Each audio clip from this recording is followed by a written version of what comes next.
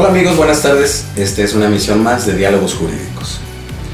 Una pregunta muy recurrente de entre los abogados es cómo hacer efectivo el bloque de convencionalidad o bien cómo realizar o cómo desempeñar en una demanda la interpretación conforme.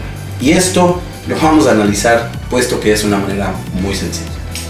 En primer lugar, el reconocimiento que nosotros tenemos de manera normativa al bloque de convencionalidad y a la interpretación conforme lo encontramos en el artículo 1 constitucional en su párrafo 2, donde relativamente menciona la Constitución que las normas que refieran derechos humanos deberán de interpretarse de conformidad con la Constitución, con los tratados internacionales y los cuales deberán de favorecer en todo momento la protección más amplia de los derechos del individuo. Esto es lo que se conoce como el principio pro persona. Ahora bien, en relación al artículo 1 de la Constitución y al 133 que recaba que los derechos humanos deben de interpretarse conforme con la Constitución y con los tratados internacionales, debemos observar una única regla, y esto es que no contravengan a lo establecido en la Constitución, puesto que podemos tener cuestiones que sean inconstitucionales o actos o omisiones de autoridades que sean inconstitucionales, pero no por ello van a ser inconvencionales. Esto es, que si la Constitución manifiesta una reserva, no podrá manifestarse que es inconstitucional, aunque sea inconvencional. Esto lo encontramos en la tesis 293 de 2011, una contradicción de tesis emitida por la Suprema Corte de Justicia de la Nación. Ahora bien, en nuestra demanda, ¿cómo podemos hacerlo valer? Nosotros tenemos un precepto constitucional. En el caso del derecho familiar, algo muy recurrente, el mandato constitucional establecido en el artículo 4, párrafo 9, la determinación de observar siempre de manera benéfica con el interés superior del menor.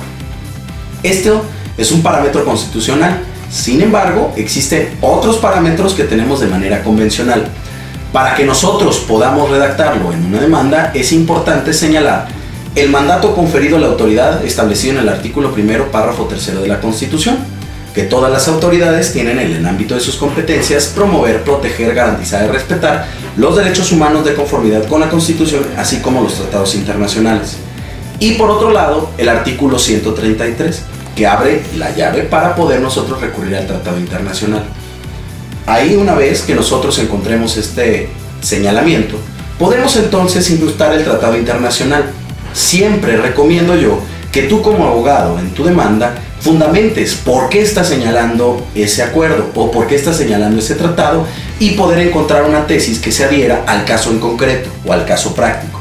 Esto quiere decir, si estamos hablando de una adopción en materia internacional, podemos hacer efectivo la Constitución, así como la Constitución del Estado en donde fuera el individuo que se está adoptando o del adoptante en materia internacional, y también hacer efectivos los tratados internacionales, por ejemplo, la Convención Belém do Pará, por ejemplo, la Convención Interamericana de los Derechos del Niño, la Niña y el Adolescente, u otro, la Declaración Universal de los Derechos del Niño. Para poderlo gestionar, entonces, lo haríamos efectivo en nuestra demanda con un texto más o menos así. Asimismo, y de conformidad con lo que establece el artículo 1 de la Constitución y el 133, refiriendo el mandato constitucional establecido en la Constitución, que todas las autoridades tienen la obligación de promover, proteger, garantizar y respetar los derechos humanos, no solamente consagrados en la Constitución, sino también en los tratados internacionales.